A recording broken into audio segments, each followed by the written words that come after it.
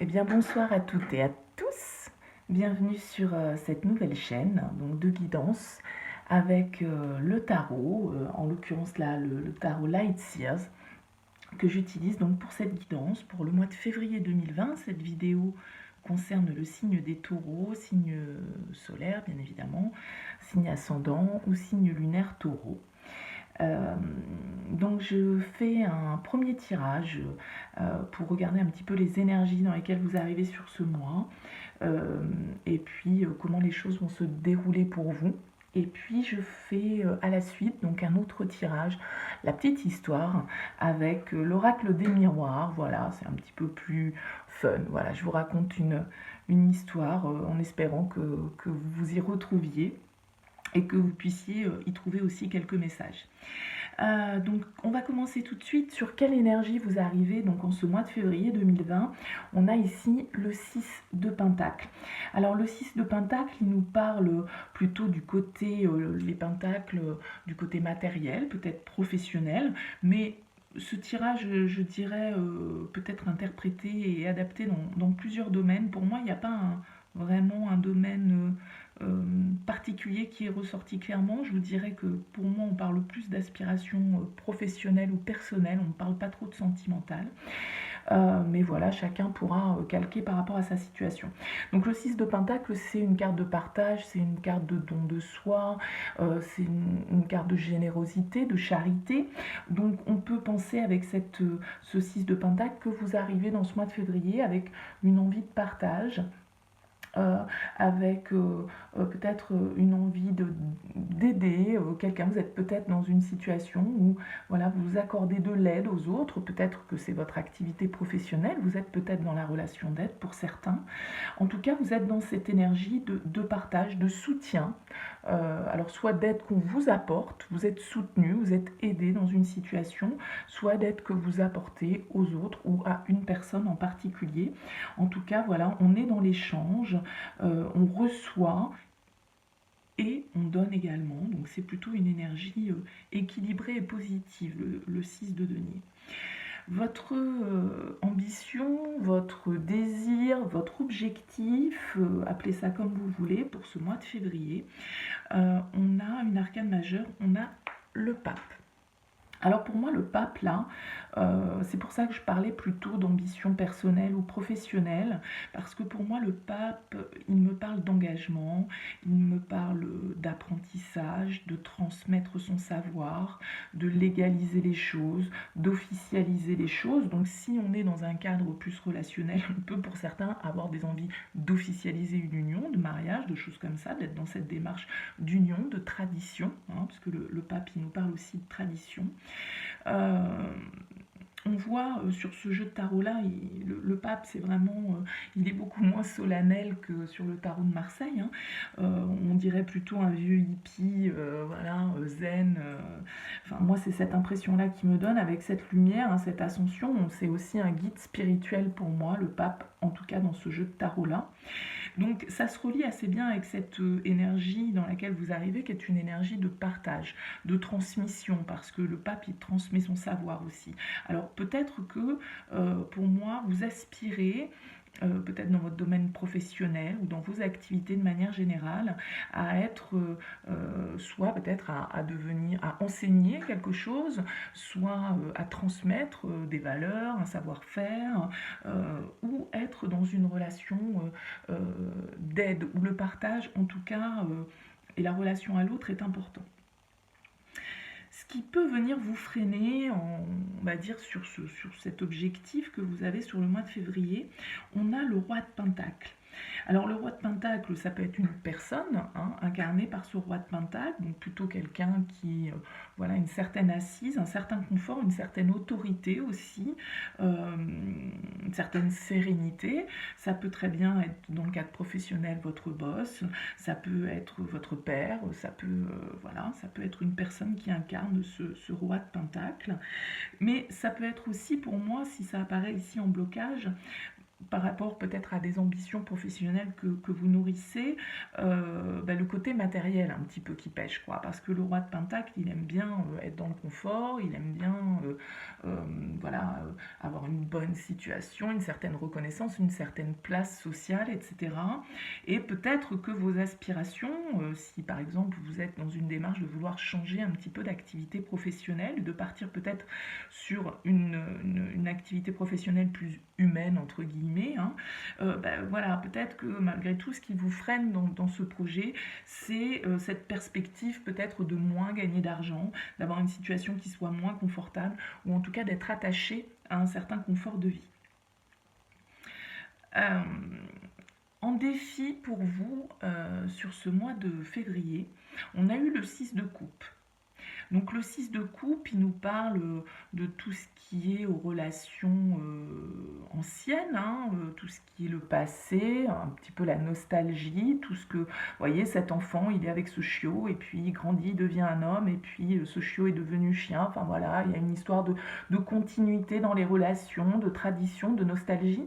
J'ai eu du mal un petit peu à l'interpréter en termes de défi, alors j'ai demandé une carte supplémentaire, et on est tombé sur une arcane majeure qui est la tour, la maison de Dieu dans le tarot de Marseille. Donc la tour, elle nous parle de choc un peu, de revirement de situation, de devoir briser certains schémas, d'une certaine prise de conscience. Ça m'a un petit peu éclairé sur ce 6 de coupe et je vais vous dire comment je l'interprète.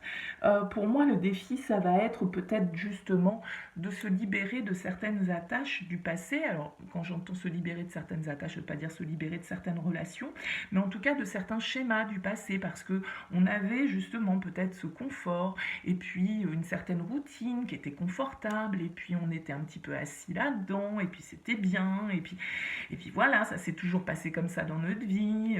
Et là, j'ai l'impression que le défi, ça va être justement un petit peu de devoir chambouler un peu votre situation, vos habitudes, vos attaches, pour pouvoir réaliser votre objectif. Parce que vous aspirez a priori à autre chose, quelque chose de peut-être plus humain, de plus spirituel, plus dans le partage. Et peut-être que ça vous demande un changement par rapport à votre situation actuelle. Ça vous demande peut-être de devoir vous résoudre à une rémunération moins importante. Enfin, voilà, moi, c'est ma lecture dans les énergies pour vous ce mois-ci. Ça parlera peut-être pas à tout le monde, mais voilà, transposer aussi à votre situation. Au niveau du domaine sentimental, on a eu la carte de l'empereur. Ce qui m'a fait penser aussi, c'est pour ça avec le pape, à éventuellement, pour certains taureaux, une officialisation, un mariage. Parce que l'empereur, je veux dire, c'est le mec, il sait où il en est, hein, il est à l'aise dans ses bottes, il est assez droit, il sait ce qu'il veut, c'est la stabilité. Donc je dirais qu'avoir la carte de l'empereur, alors soit ça peut représenter effectivement la personne avec qui vous partagez votre vie, euh, ou la personne, voilà, l'énergie en tout cas qui va arriver dans votre vie, on est plutôt sur de la stabilité, sur quelque chose qui est bien ancré, quelque chose d'assez carré, ce qui faisait un petit peu écho au pape dans sa version traditionnelle du tarot de Marseille, qui est quand même un personnage de tradition.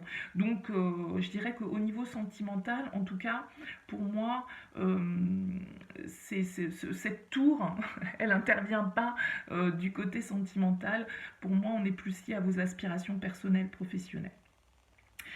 Au niveau professionnel, justement, on a eu le roi de coupe. Alors, vous voyez, vous avez quand même un tirage vachement zen attitude, hein. Euh, donc, le roi de coupe, il nous parle voilà, c'est quelqu'un qui est dans ses émotions, qui est totalement aligné entre ses pensées, son émotivité. Il n'est pas dans le contrôle, il est dans la maîtrise. Voilà, il est totalement en osmose. Alors, au niveau professionnel, ça peut justement, puisqu'on nous parle d'émotions, puisqu'on nous parle quand même, voilà, du côté avec les coupes, c'est tout ce qui touche notre affect, ça fait pour moi aussi écho à un besoin d'être dans ce partage, dans ce côté un peu humain, humaniste, spirituel, d'échange. Voilà, alors peut-être pour certains, vous êtes déjà dans ce type d'activité et puis vous avez envie de développer encore les choses. Mais voilà, on est plutôt encore là dans les émotions, même dans le domaine du travail. C'est pour ça que moi, ça me parle quand même plus voilà, du professionnel des activités. Comment vous terminez, entre guillemets, ce mois de février? En tout cas, sur quelles énergies vous ressortez? Vous avez ressorti le 10 d'épée. De la même manière, j'ai demandé une carte supplémentaire. On a ressorti donc la reine de Pentacle, la reine de denier. Le 10 d'épée, il nous parle de fin.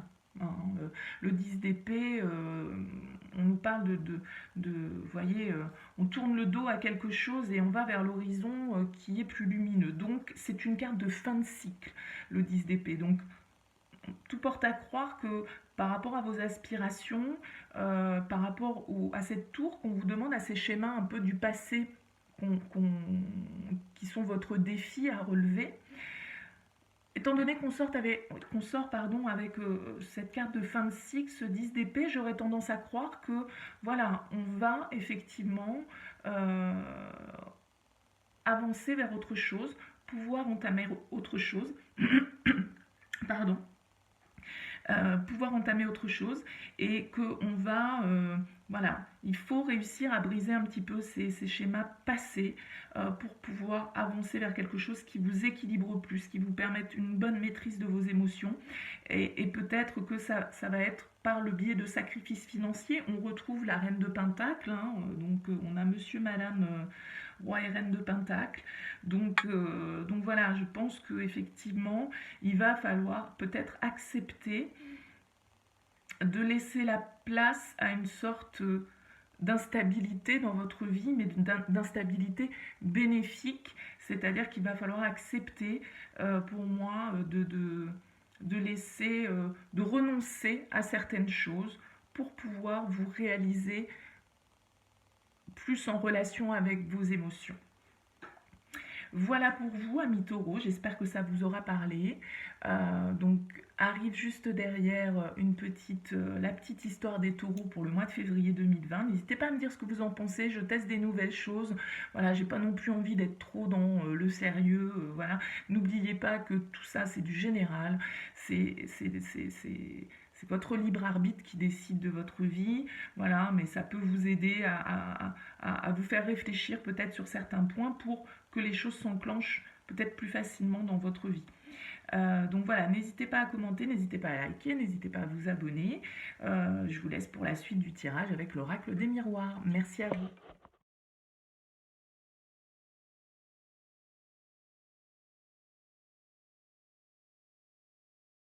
Me voilà donc de retour pour la petite histoire, pour nos amis les taureaux, donc pour ce mois de février 2020.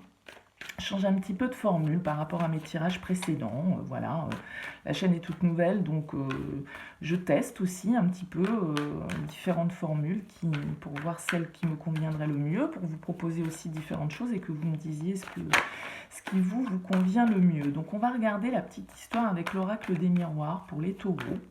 Donc pour ce mois de février 2020, on va voir de quoi ça nous parle. Donc pour les taureaux, février 2020, la petite histoire, s'il vous plaît, avec l'oracle des miroirs. Février 2020, les taureaux. On y va. Oh, ça nous parle déjà de victoire et de boomerang. Donc j'ai l'impression qu'on récolte un petit peu les fruits de quelque chose. Le boomerang, il nous parle un petit peu, voilà, hein, du retour de karma. On sème, on récolte un petit peu ce que l'on a semé, mais bon, a priori, ce que l'on a semé, ça a l'air pas mal puisqu'on va vers la victoire. Alors on y va. De quoi on nous parle? Ok. On nous parle d'échecs et de cadeaux. Alors peut-être que voilà, certains d'entre vous ont vécu ou vivent actuellement une situation d'échec, mais voilà, on nous parlerait plutôt que tout compte fait ce que vous n'avez pas réussi à obtenir, ce qui n'a pas fonctionné pour vous, ça va plutôt être une opportunité, tout compte fait. Peut-être qu'aujourd'hui, pour certains, vous le voyez, on va voir ce que ça nous raconte après, comme un échec, mais tout compte fait, c'est pas un échec. Si ça n'a pas fonctionné, c'est pour que autre chose se passe. Peut-être que c'est un échec qui concernait un contrat que vous essayez de mettre en place, ou en tout cas une discussion qui a peut-être mal tourné, hein, tout compte fait, en tout cas qui n'a pas été dans le sens que vous souhaitiez. Mais on vous dit que voilà, ça va vous permettre, cette discussion qui a mal tourné, de pouvoir entreprendre des négociations, entreprendre une conciliation. Ça a peut-être eu le mérite de dire certaines choses. Et en tout cas, voilà, on a une histoire de compromis. On n'oublie pas que on a la victoire, le retour de quelque chose. Donc peut-être que voilà, il y a eu des négociations qui ont échoué, mais là, cette discussion qui n'a pas forcément tourné dans le sens où vous le souhaitiez, vous allez voir que ça va plutôt vous permettre autre chose. A priori, on est plutôt dans le cadre professionnel, on nous parle d'un homme, ça peut être vous, ça peut être quelqu'un qui vous entoure, en tout cas un homme qui a une certaine position, donc qui peut être votre patron, hein, par exemple, si on est dans le cadre du travail. Peut-être qu'on est sur une entreprise étrangère qui est basée à l'étranger, dont le siège est à l'étranger.